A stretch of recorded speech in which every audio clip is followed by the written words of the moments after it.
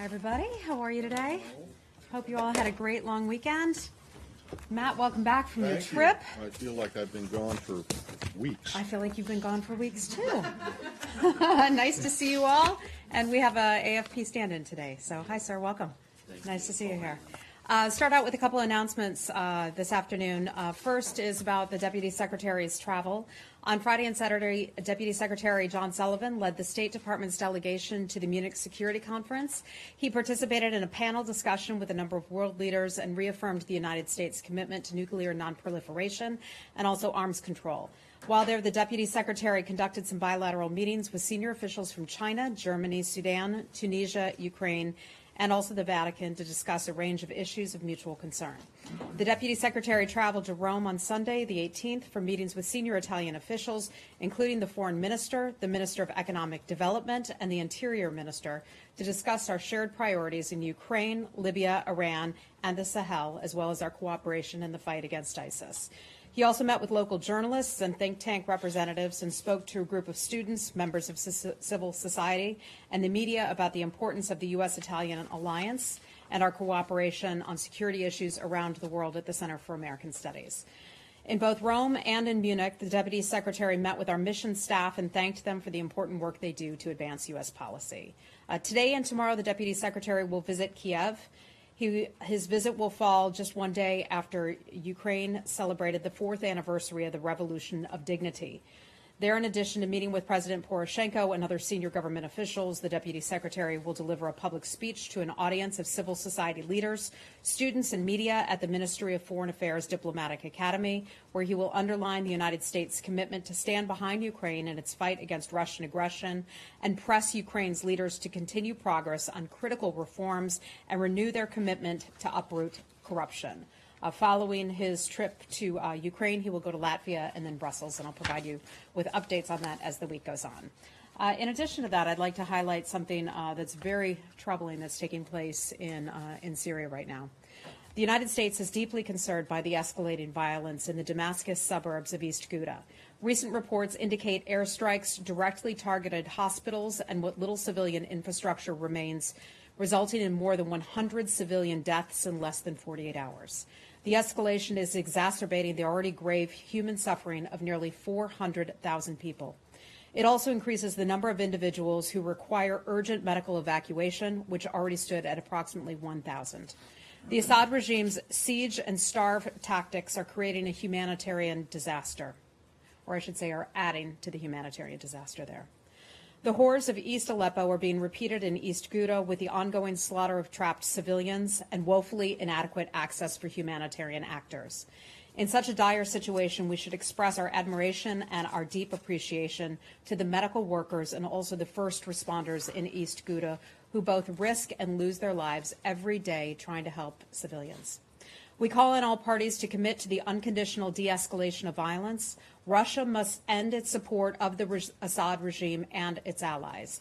They're responsible for the attacks, for the dire humanitarian situation in East Ghouta, and for the horrendous civilian death toll.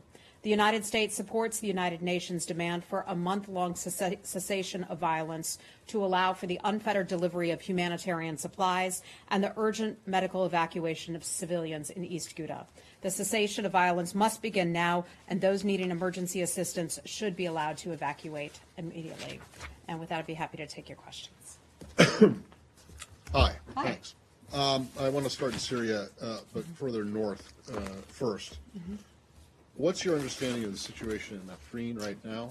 And coming on the heels, well, we'll start with that. Okay. Well, let me add this. The United States is not operating in Afrin. The United States is not equipping anyone in Afrin. So our knowledge in terms of what is going on in Afrin is somewhat limited because we're not operating, because we're not equipping there, because U.S. forces are not there. So, okay, so you don't know at all what's going on there? You don't know that whether or not Syria, I mean, fine, you may not have people there, you might not have people who you're supporting there, but you have eyes in the sky and other ways of finding things out. So, but you don't know whether or not it's true that Syrian troops have gone in with the permission of the Kurds Matt, or whether. I'd have to refer you to DOD on that. Perhaps they have something that we're not able to provide on that matter. I can tell you that the Secretary had some productive meetings with his counterpart and also with President Erdogan in Turkey, where they talked a lot about the overall situation in Syria and our concerns about that, in which we continue to stress for a de-escalation of violence, for people to not take actions that would escalate and exacerbate tensions there, and to keep an eye out for not striking civilians. It's certainly something that we've stressed. Right. So when he was in Ankara, there was this agreement in principle, I suppose you could say, to calm things down, to repair the U.S.-Turkey relationship, but and to start to do that in northern Syria, Mandij in particular, but that would include the whole thing. That seems to have kind of collapsed, has it not? I mean, it doesn't seem to have lasted much longer than even over the entire weekend. Well, let's look back at this. The Secretary just days ago sat down and met with his counterpart and also with President Erdogan. They recognized that perhaps we haven't working well enough together over the past few years. That was a commitment that the Secretary and President Erdogan made to one another.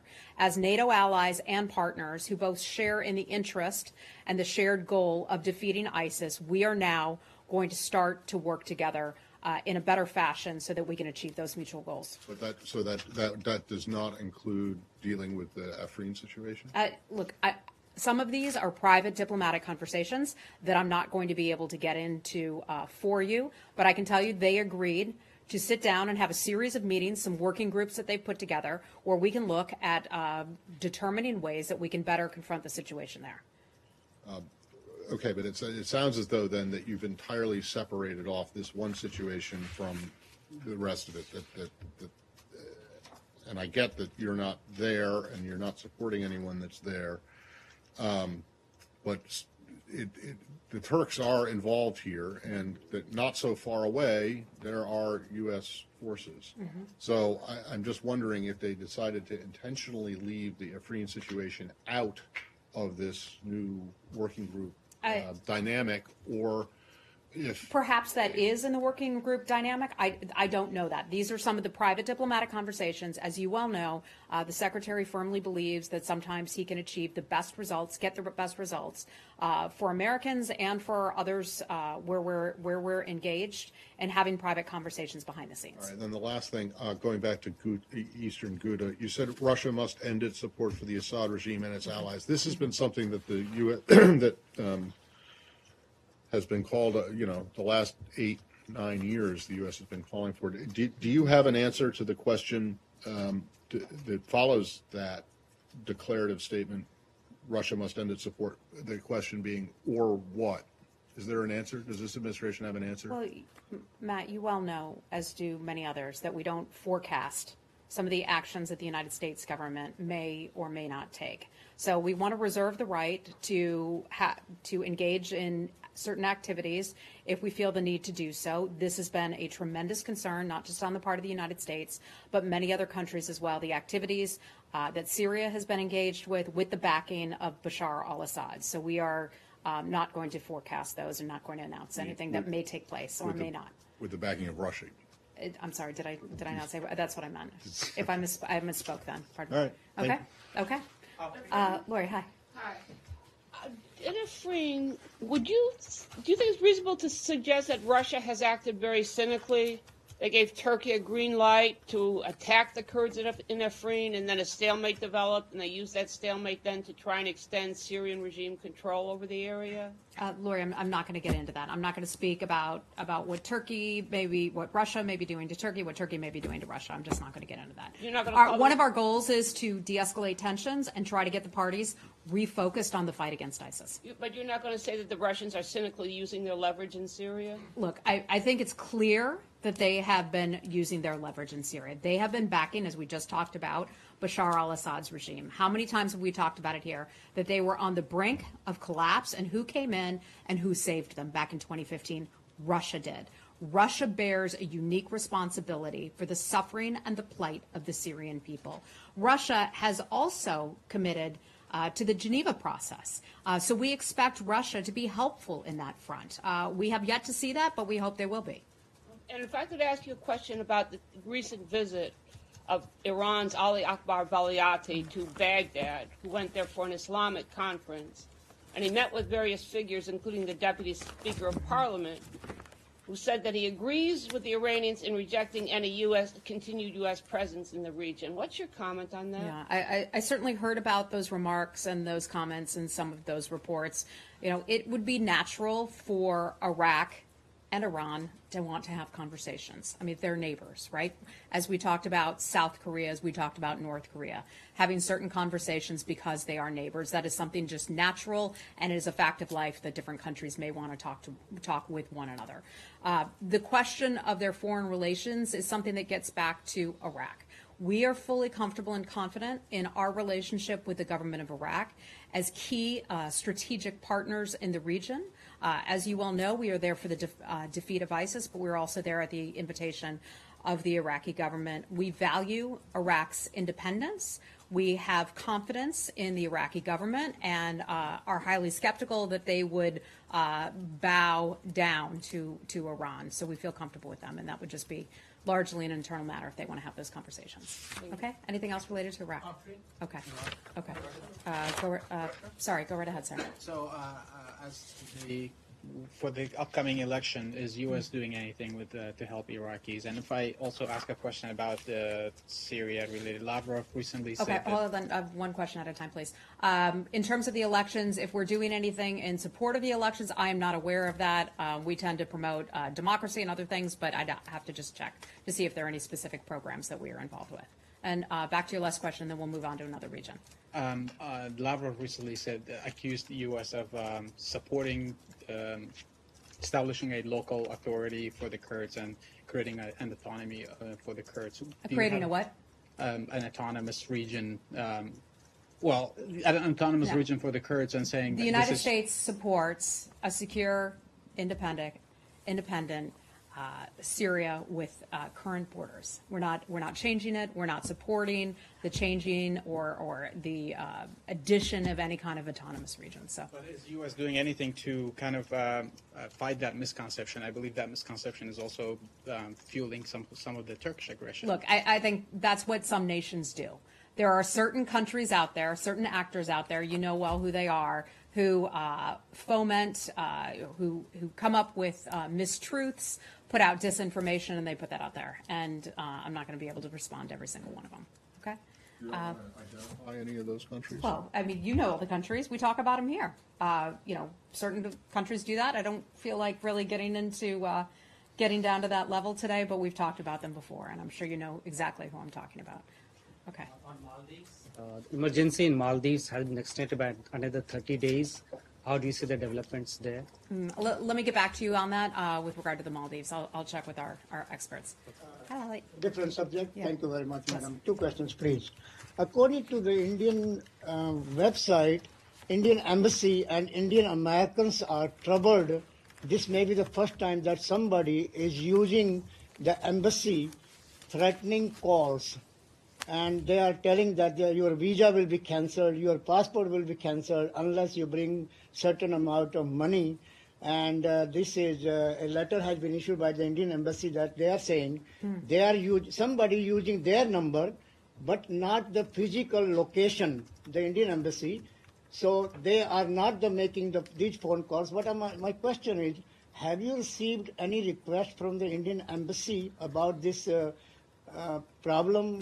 I have not. I can certainly reach out to our officials at our embassy there and see if they're hearing anything about that. Okay. To say anything about this? I'm not familiar with it myself, so I'll have to check with some of our folks in the region. Anything else related to India? Second question on Afghanistan, please. Let's get back to Afghanistan and like just sort of stick in the region. Yes. The president's son is one of the president's sons is in Delhi now. I believe he just arrived. Is the embassy there supporting this trip in any way? Are you supposed to give a speech And an event that the Prime Minister is also supposed to be at, is the embassy involved in that in Yeah. any way? I'm not aware of who exactly is attending this speech. We certainly are aware that Mr. Trump is in the region, that he's there as a private citizen, not as a official U.S. government in any capacity. The U.S. Embassy is in touch with the Secret Service, as we would be, because he is afforded Secret Service protection. And so anytime we have an official or someone who would go over there who does have Secret Service protection, there is some amount of coordination and conversation. But overall, the United States Embassy does not have any kind of role in that visit. So there was no booking of hotels or transportation or anything like that? I'm not aware of the specifics. I can just tell you that our embassy has been in touch with the Secret Service, as we would when other people who are afforded Secret Service protection are traveling overseas. Okay, well, I guess the question is, what exactly has that contact been? What is it involved? And is there any taxpayer money other than the Secret Service protection that's involved? Not that I'm aware of. Okay. Anything? Yeah, wait, so can someone look into that? Yeah, to find out? certainly. Okay. Yeah, that's what the is. Okay. The president's son is giving a speech entitled Reshaping Indo-Pacific Ties, a New Era of Cooperation. There's been no coordination with State Department on what that reshaping is going to look like. No, I'm not familiar with what is going to be in the content of the speech or how it was put together. Okay. Okay. Yeah. Are there any concerns in this building that he appears to be representing the U.S. government, that it's being sort of taken as a major foreign policy address and it could be interpreted that way? He is there as a private citizen, and I don't have any comment beyond that regarding his trip. Okay. And do you know if anyone was consulted on the speech itself? I think I just answered that question. Not that I'm aware of. Okay. Let's move on to something else. Hi. Okay. Do you have dates for the 2+2 dialogue? I don't have any meetings to read out right now. I need travel. Okay. Hi. Here Yeah. to Ethiopia. Okay. Do you have anything on Ethiopia and its decision to impose a state of emergency for 6 months? Is the United States concerned of the restriction of fundamental rights? Well, we certainly would disagree with that agreement. The agreement to decide to go to a state of emergency, it restricts freedom of speech and freedom of expression, which in any part of the world is a concern of ours. We consider Ethiopia to be a dedicated partner for Ethiopia's long-term success and prosperity. We've been a longtime friend of the Ethiopian government. We aim to engage both frankly and constructively with that government, but we do not see their recent step as being helpful. What is the U.S. vision of a genuine, inclusive political process in Ethiopia? I'll check with our Africa Bureau and see what I can get for you on that. Okay. Okay. All right. Yeah. I wanted to ask about the Events that came out Friday against the 13 Russians and some entities, since we haven't had a chance to talk about that here yet. The special counsel laid out in exquisite detail, some of what happened in the meddling in our election. I was curious whether that information has increased the sense of urgency here at the State Department to take some actions, in response to that, perhaps to use some of those sanctions authorities that we've discussed became available to you in the recent weeks. This is something that has been on our radar ever since the Secretary came into his position as Secretary of State. I think the number of questions that we've gotten about Russia and Russia's meddling in our elections has sort of ebbed and flowed. We've had times where reporters and the outside world has been very interested in this, other times where they have not. The Secretary has spoken very openly about his opinion that Russia meddled in our elections. He's been very clear about that. The Secretary just spoke to Fox News within the last week or two and spoke to the fact that we believe that they are interested in becoming entangled in our overall elections process. That is no secret. Let me remind you, the U.S. government and the State Department has done a lot when it's come to holding Russia accountable for its actions back in the 2016 elections. We've talked a little bit about CAATSA. A lot of you have said, oh my gosh, you haven't imposed those sanctions just yet. Remember, January 29th was the first day that we could impose sanctions. Among the things that we have done, and I'll have other things I want to talk about in addition to CAATSA, but among the things that we have done, we have sent out ALDAC cables to all of our posts around the world, where those posts have been instructed to speak with their host governments about the new CAATSA law in explaining to those countries, here's what you could face if companies, if individuals are involved in these sorts of activities that meet a certain threshold that would contribute positively to Russia's defense and intelligence and other sectors that are similar to those. So we've been communicating with our posts. We've been communicating with like-minded governments. We have hundreds of people around the world who are working on sanctions activity each and every day, not just at the State Department, but also at Treasury and other departments as well. So this is something we continue to comb through those transactions. I know you all want to see results overnight. We don't have sanctionable activity just yet, but we are working every day to try to determine if there is something that is taking place. If there is something taking place, we will sanction those countries, those individuals, and those entities. That is something we continue to look at doing very, very carefully. In addition to CAATSA, though, when we talk about election interference and how the U.S. government has responded as a result, we have other sanctions that have taken place. Please make that clear in your reporting. The sum of our actions as it pertains to Russia and Russia's meddling in our elections is not CAATSA. We have done a lot more than just CAATSA. There have been other sanctions that have taken place. You may recall the previous administration kicked the Russians out of their dachas. We have kept them out of their dachas. We have closed a consulate in San Francisco. People seem to forget about that. We have closed facilities in Washington, D.C. and also New York. That certainly upset the Russians. That is partly because of what they did in our 2016 elections. You may recall last month, or maybe it was late December, that we expanded the list of individuals who were sanctioned under the Magnitsky Act. We also had the Global Magnitsky Act, in which there were Russians who were named, at least one Russian or two who were named under that. In addition to that, we have the sanctions that are put in place because of Russian activity in Ukraine. Our government is engaged on an interagency level where we are talking with one another and we are putting forth actions, activities related to Russians' malign activity as it pertains to our 2016 elections. So please, this is not just CAATSA, it's a whole lot of other things that people tend to forget about. So that's a really good list of steps the U.S. has taken to essentially punish Russia for what happened in the last election. Anything that you can add as far as conversations Tillerson or others have had with the Russians to try to prevent them from doing it in future elections? Yeah, so they are well aware of our position on this. Secretary Tillerson has said to the Russians, and he said this publicly, it has to stop. We're watching what you're doing. The issue of bots, we're still seeing bots out there. This is not just a U.S. government approach, but the private sector needs to do something as well. We are somewhat limited in terms of what we can do. We don't regulate Facebook. We don't regulate Google. Some of these private sector companies need to stand up, and they need to be good American citizens and help us to prevent this. The FBI is involved with this. DHS is heavily involved with this. And the Secretary has asked and has spoken to Congress about setting up a new bureau here at the State Department that would handle cyber activity. You all have talked and you've asked me in the past about our special envoy for cyber.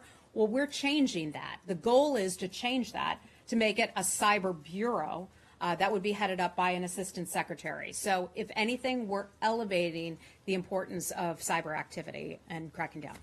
Very brief things on that. When you said, first of all, I just want to make sure that I understood this. You said in his interview that you referenced just now, you said the secretary said it's his opinion that the Russians did interfere or meddle, however you want to say it, in 2016. Is that his opinion, or is that a fact?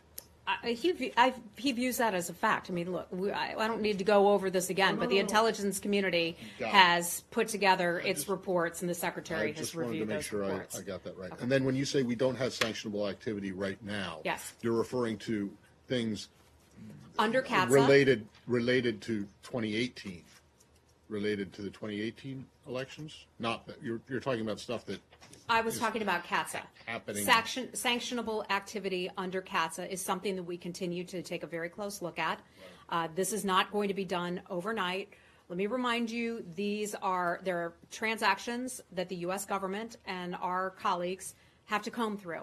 So that will continue to take some time. We are pleased, however, that some countries have stopped the purchase of certain Russian materials and supplies. We believe somewhere north of $3 billion, we've been able to stop those transactions.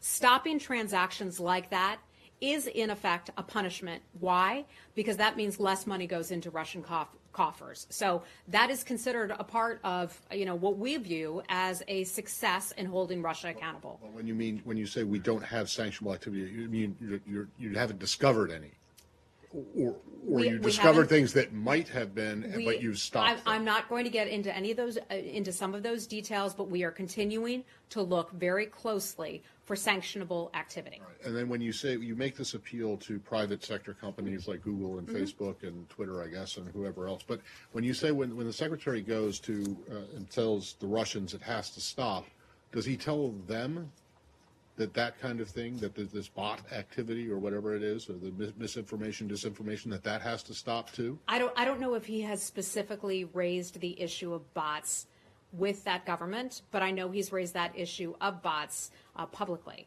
So perhaps he has privately as well. I know his conversations are very broad with them in terms of this. Okay. Yeah. Welcome. Congratulations on your job. Thanks. Are you here as a part of the Washington Post today, or are you I'm here as BuzzFeed? BuzzFeed on March 5th. I started. March 5th you start. Okay. Yeah. Well, congrats. Thank you. That list of tough administration actions against the Russian government. It seems like another data point might be the decision to send javelins to Ukraine. Has that happened yet? Just in terms of timing, are those in Ukraine now? I'd have to look into that. I'm not sure, and even if they were, I'm not sure we'd be able to confirm that. Okay, thanks. Okay. Yes. Okay. Hi. Hi. Regardless of Russia's stance on extraditing people, what's the State Department doing to follow up the indictments issued by Mr. Mueller?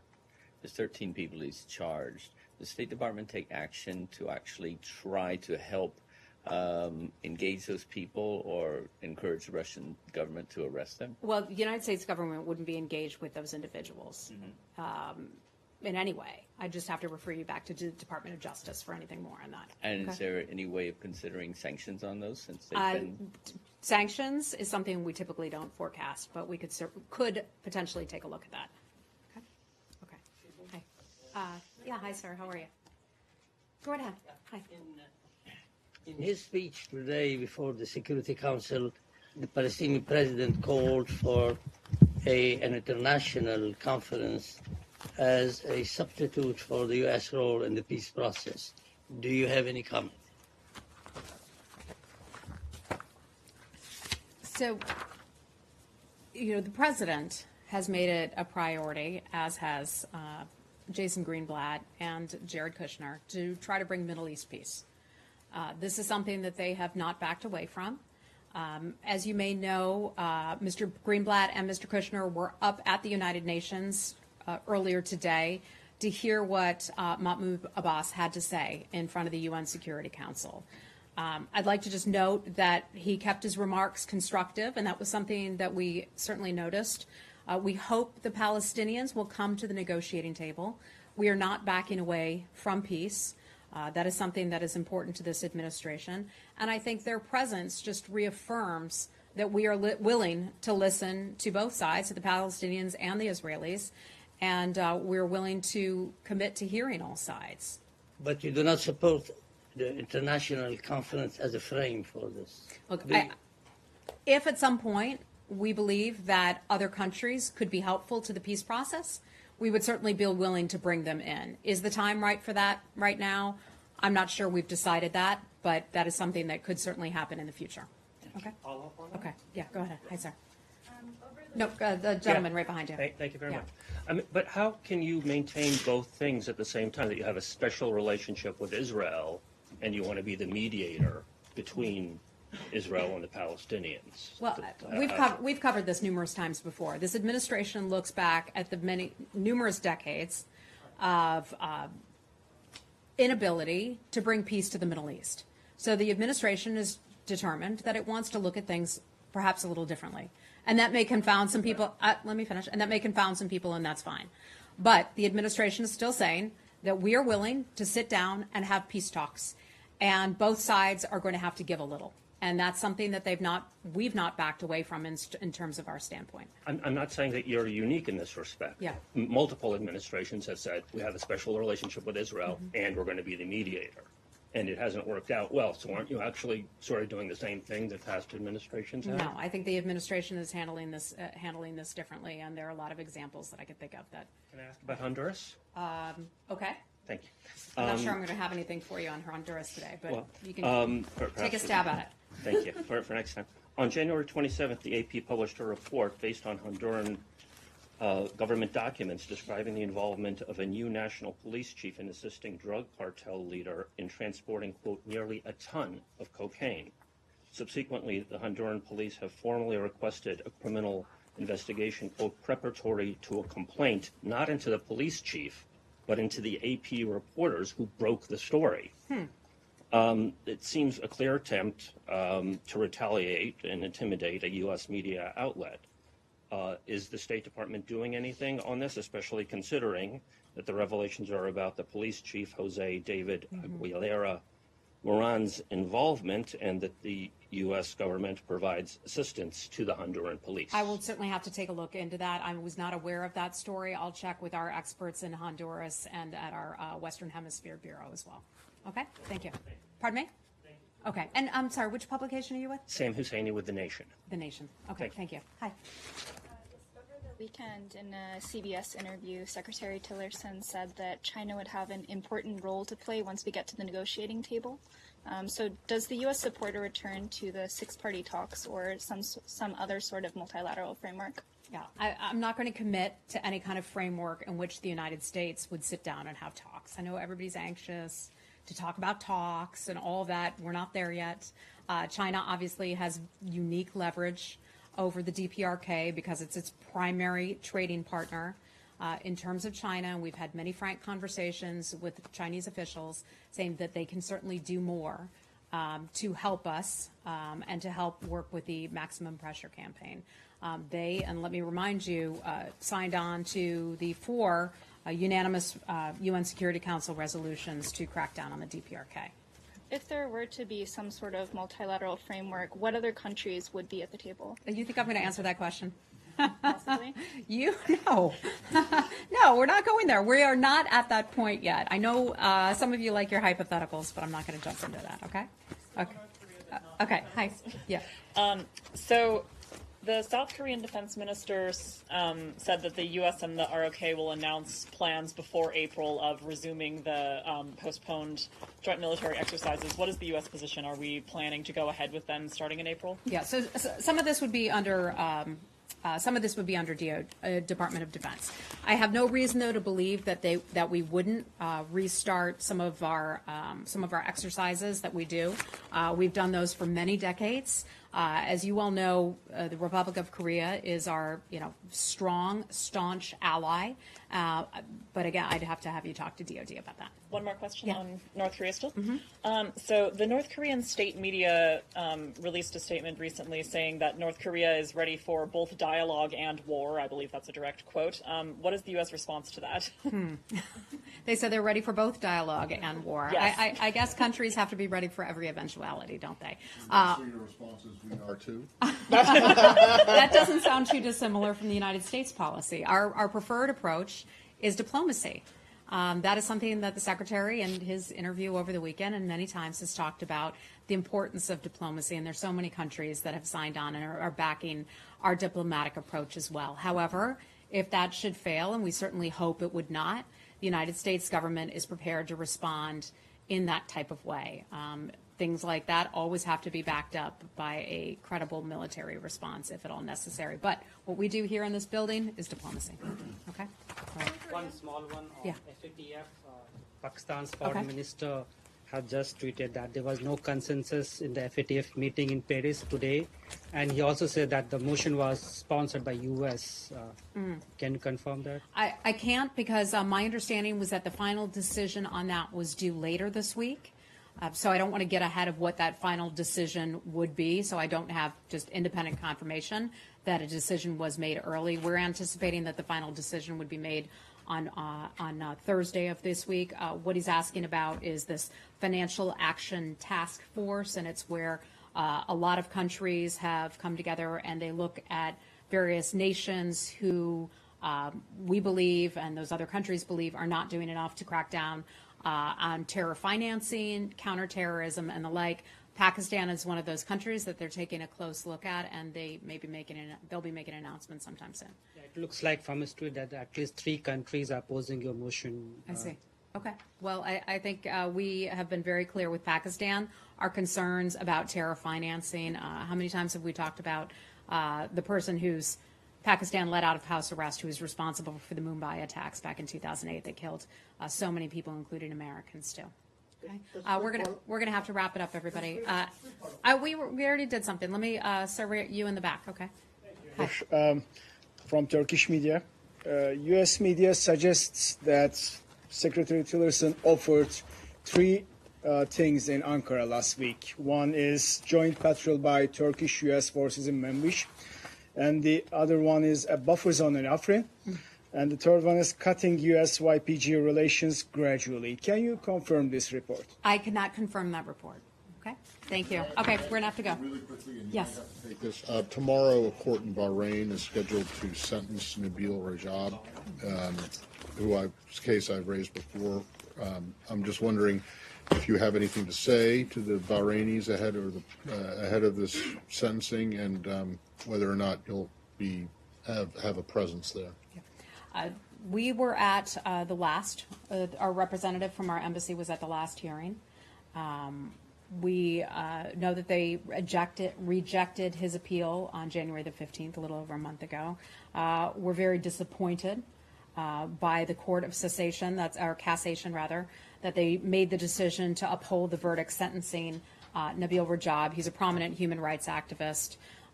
The sentencing would be, we understand it, to 2 years in prison, and I understand there's a separate sentencing that could take place for some of his Twitter activity.